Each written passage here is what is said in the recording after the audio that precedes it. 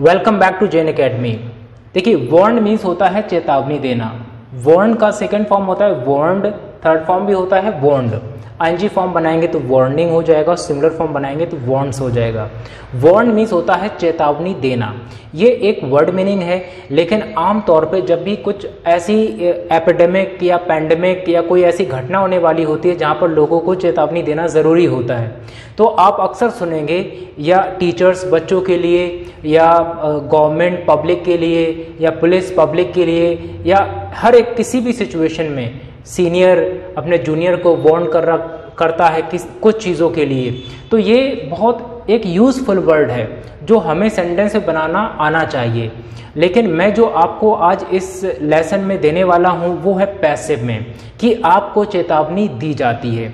देखिए, present indefinite में passive में बनेगा ये, तो इज़ V3 होता है, तो you are warned to, you are warned to, you are warned not to. आपको नेगेटिव बनाना है तो नॉट यहाँ पर लगेगा, टू हो जाएगा और नॉट टू हो जाएगा। इसके बाद टू के बाद तो first form of the verb आना है और उसके बाद ऑब्जेक्ट आना है। तो अब यहाँ पे कंफ्यूज मत होना कि नॉट टू कैसे आएगा। मतलब आप जब नेगेटिव बोलोगे कि आपको चेतावनी दी जाती है कि आप बाहर ना जाएं, तो नेगेटिव हो गया तो ये हो जाएगा नॉट टू। बाकी का बाकी सेंटेंस यही रहेगा। अब देखो, यहाँ पर प्रेजेंट कॉन्टिन्यूअस टेंस भी है। अब ये एक वर्ड मीनिंग है, हम किसी भी चैप्टर में लगा सकते हैं, लेकिन मोस्ट स्पोकन सेंटेंसेस को हम इसमें करने वाले हैं। चलिए शुरू करते हैं। आपको घर से बाहर ना निकलने की चेतावनी दी जाती है। देखिए, जब कोरोना की स्टार्टिंग हुई थी तो लॉकडाउन हो गया, तो पुलिस माइक से या लोग एक दूसरे को बता रहे थे कि हमें घर पे रहना है, बाहर नहीं जाना है, तो चेतावनी दी जाती है। चेतावनी देने का मीनिंग है कि आप बाहर निकले तो आपके साथ कुछ उल्टा, कुछ गलत हो सकता है या कुछ ऐसी चीज़ें हो सकती हैं जो नहीं होनी चाहिए, जो रोकी जा रही हैं। तो हमें इन बातों का ध्यान रखना होता है और हमें वार्न वर्ड को बहुत अच्छे से समझना है। देखो, सबसे पहले क्या आएंगे, यू आर वार्न्ड, क्योंकि ये नेगेटिव सेंटेंस है तो नॉट टू। देखो, वहां से यहां तक पूरा का पूरा आपको लिख देना है, you are warned not to. अब क्या चेतावनी दी जाती है कि घर से बाहर ना निकलें, तो नॉट टू हो गया लीव होम।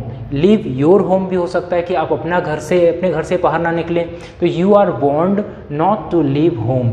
आपको चेतावनी दी जाती है कि आप घर से बाहर ना निकलें या घर से बाहर ना जाएं। हिंदी में कुछ थोड़े चेंजेस भी हो सकते हैं। लीव होम का मतलब है कि घर से नहीं निकलना है आपको, बस इस बात का ध्यान रखना है। आगे देखिए, आपको सार्वजनिक स्थान पर धूम्रपान ना करने की चेतावनी दी जाती है। सेंटेंस थोड़ा बड़ा है, बट चैप्टर अगर समझ में आएगा तो आप आसानी से अंग्रेजी बना सकते हो। कि सबसे पहले क्या लिखेंगे, आपको चेतावनी दी जाती है, तो यू आर वार्न्ड कि ना करें तो नॉट टू, पूरा फिक्स कर दीजिए, you are warned not to. क्या, सार्वजनिक स्थान पर धूम्रपान ना करें। तो धूम्रपान करने की क्या होती है, टू स्मोक। स्मोक टू पहले से लगा, तो स्मोक कहाँ ना करें, सार्वजनिक स्थान पर, तो क्या हो जाएगा, in public place. You are warned not to smoke in public place. तो हिंदी तो थोड़ी बड़ी थी, लेकिन देखो इंग्लिश कितने आसानी से बन गया। ये प्रेजेंट इंडेफिनिट का पैसिव है, आपको चेतावनी दी जाती है। इस सेंटेंस में चेतावनी देने वाला नहीं है, सब्जेक्ट कर्ता का पता नहीं चल रहा है, इसीलिए पैसिव में बन रहा है। और आगे देखिए, आपको लोगों से ना मिलने की चेतावनी दी जाती है। कोविड टाइम पे क्या है, हम चाहते हैं सोशल डिस्टेंस बना रहे, तो हम चाहते हैं एक दूसरे से फालतू में बिना किसी रीज़न के ना मिलें।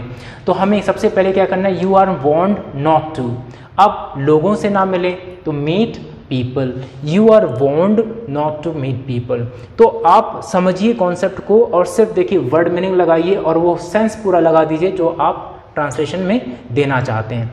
आगे देखिए, आपको यातायात नियम ना तोड़ने की चेतावनी दी जाती है। जब आप बाहर निकलें, सड़क पर निकलें, तो आप ट्रैफिक रूल्स का पालन करें और चेतावनी दी जाती है कि आप ना तोड़ेंगे तो हो सकता है कि आपका चालान कटे या आप पर कोई दूसरी कार्रवाई हो, तो इसीलिए चेतावनी दी जाती है। आगे देखिए, बनेगा कैसे, you are warned not to, बना दीजिए पूरा, you are warned not to. क्या करना है, ब्रेक ट्रैफिक रूल्स। तो you are warned not to break traffic rules. आपको ये चैप्टर अच्छे से समझना है। फैमिली में भी होते हैं, तो जब भी हमें चीज़ें कुछ गलत लगती हैं तो पेरेंट्स बच्चों को ज़रूर इस तरह से हिंदी में बोल देते हैं और जिनके घर में इंग्लिश का यूज़ होता है वो इंग्लिश में बोलते हैं।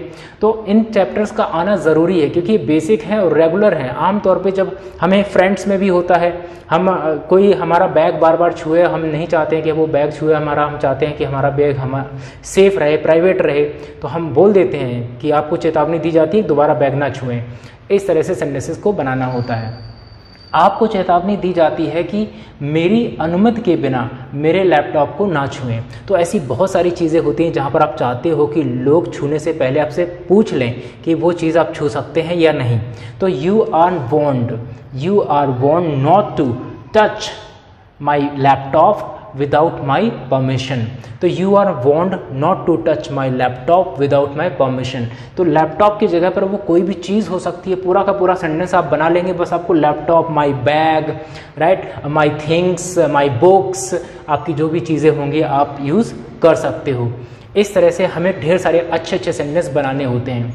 हमें दिल्ली से बाहर ना जाने की चेतावनी दी जाती है, मतलब कि हमें दिल्ली के अंदर ही रहना है, बाहर नहीं जाना है। तो वी आर वॉर्न्ड हमें दी जाती है, सब्जेक्ट चेंज हो गया।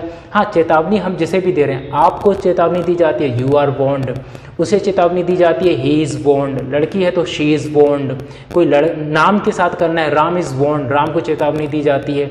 तो सब्जेक्ट कोई भी ले सकते हैं जिसको चेतावनी देनी है, यहाँ पर आपको बस चेंज करना है। फिर ध्यान ये रखना है उसके अकॉर्डिंग इज एम आर का सही सिलेक्शन करना है, बाकी सेंटेंस सेम है, कोई चेंजेस नहीं आएंगे। तो we are warned not to go out of Delhi, we are warned not to go out of Delhi. अब देखिए क्या होता है कि वॉर्न्ड वर्ड मीनिंग को कई तरह से यूज़ करना है। अभी तो एक पैसे में यूज़ किया है, एक वर्ड मीनिंग है, तो जिस चैप्टर में आप चाहते हैं उसमें लगा लो। लेकिन कुछ कॉमन सेंटेंसेस क्या होते हैं, मैं तुम्हें चेतावनी दे रहा हूँ, गुस्से में आ जाते हैं तो आप बोल देते हैं मैं तुम्हें चेतावनी दे रहा हूँ, तो क्या हो जाता है आई एम वार्निंग यू। आपने इस डायलॉग में भी कई बार सुना होगा, आई एम वार्निंग यू, ये लास्ट वार्निंग है।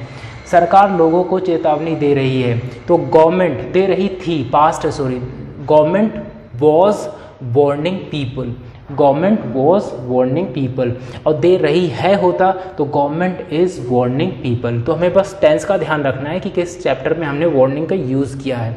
इसके बाद उन्होंने हमें चेतावनी दी, पास्ट इंडेफिनिट है, दे वार्न्ड अस। तो बहुत ही आसानी से हम ढेर सारे सेंटेंस बना सकते हैं अलग अलग चैप्टर पे, अलग अलग टेंस पे। आप बस इस बात को फोकस करो कि वार्न एक वर्ड मीनिंग ज़रूर है, लेकिन हमारे डेली लाइफ में, इंग्लिश लाइफ में बहुत यूज़फुल वर्ड मीनिंग है। मैं एक छोटे से एक्सरसाइज आपको लास्ट में दी है, 3 सेंटेंस यहाँ पर हैं, आप इनको ट्रांसलेशन कर सकते हैं तो इनको कॉमेंट में करके बताइए, या आप अपना सेंटेंस बताइए, लेकिन कॉमेंट ज़रूर कीजिए। लास्ट वीडियो में भी आपने ढेर सारे कॉमेंट्स किए थे। अपना ढेर सारा ध्यान रखिए, मिलते हैं अगले वीडियो में। Have a nice time.